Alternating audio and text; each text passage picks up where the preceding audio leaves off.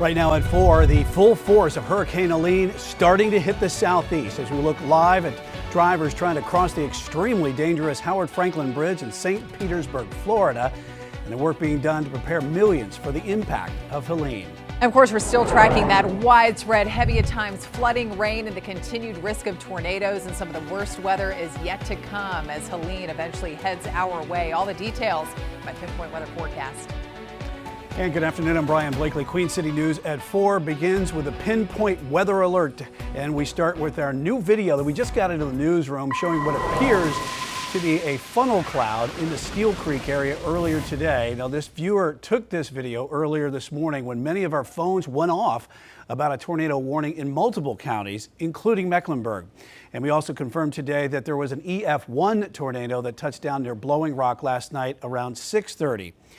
And here's some new video just in of a suspected tornado in the town of Rutherfordton. Ethan Pritchard took this video near his home just after 4 o'clock yesterday afternoon. So far, there is no reported damage in the area. And now let's go live from the mountains to Charlotte to Florida. Several more inches of rain. Strong wind gusts are expected into tonight and through tomorrow morning. All this as Hurricane Helene makes landfall in Florida and the Big Bend area in just a few hours. Chief Meteorologist Helene and meteorologist Andrew Brightman keeping track of everything for us. And tonight, people need to keep their phones charged and get ready for any possible tornado warnings like we saw this morning. Because we're talking about that overnight threat Yes. and the continued risk of tornadoes and more flash flooding, unfortunately, that we are expecting to occur, especially up there in the mountains. And we're already seeing those scenes. And potentially an additional 10 inches of rain on top of what we've already seen, Tara, for places up in the mountains. This could be historic flooding in several communities up there in the higher elevations. This here is looking live from our tower camera, West Charlotte. You can see the trees, and talking about this wind, really not terribly blustery today, but that situation is going to get worse and the wind really whipping out there. And we're talking about some damaging wind gust speeds here projected into the overnight after you go to bed and waking up early tomorrow morning. For now, and talking about that risk of tornadoes, we do not have any active tornado warnings, but we could see that changing quickly. Of course, we'll keep you posted if anything like that comes up, but we are tracking quite a bit of rain. Zooming into a couple of spots where we're seeing some of the heavier pockets right now rolling through Alexander County where flooding has been occurring. We have standing water on several roads up that way. All of this is lifting up to the north. More heavier bands or batches working in through parts of eastern Burke County up through Lenoir, and then we track on down to the south here into sections of South Carolina where flash flooding has been occurring up and down that stretch of 77, Highway 21, Tega Cay, Rock Hill, seeing some areas of flooding along with Great Falls and the greater Lancaster area. We have still a lot more yet to come in from the south. So far, according to radar estimates, not quite as much rain piling up, generally staying under an inch to the east out toward the Sandhills, but we picked up about an inch to even close to 3-4 inches plus heading up into the foothills.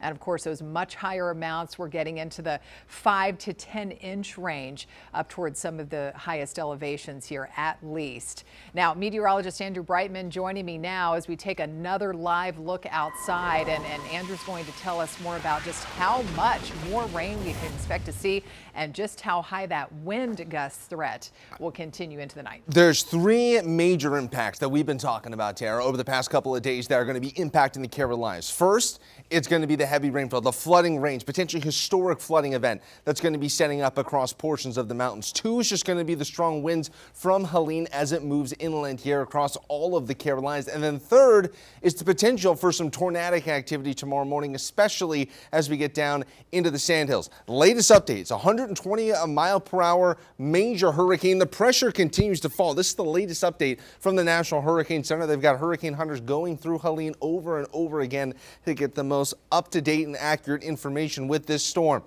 It is going to be making landfall, likely less than 6 hours or so from now near the Big Bend of Florida. Here's Futurecast as this storm is going to be moving inland. You can see just the plume of moisture. We are talking about how the jet stream is going to be amplifying all of this rainfall. And you can see that tongue of heavy rainfall from the Big Bend of Florida extending northward all the way up into the mountains. And as we go through the overnight hours, we're going to zoom in a little bit closer here. You can see the center of Helene potentially going very close to Augusta, Georgia.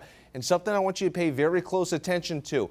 Notice here this sort of line of storms. This right here is where I'm very concerned about potential embedded tornadic activity moving through. That will be moving through around 6, 7 o'clock in the morning tomorrow. Very quickly, though, it clears out. By 11 o'clock tomorrow, for the most part, we're in the clear. The severe weather threat is over. The flooding, rainfall, at least rain coming from the sky, will be wrapped up at that point. And then we see sunshine starting to move back in here across the Carolinas. So very concerned about the tornado risk here, especially once we get Charlotte, points off to the south and east, and even higher as we get down towards Charleston, in and around Myrtle Beach. How much more rainfall are we going to see? This is on top of what we've already seen across the Carolinas. At least another 1 to 2 inches of rain here in Charlotte, but check up in the mountains here, places like Boone and Jefferson. Another 7 to 10 inches of rain is going to be possible here.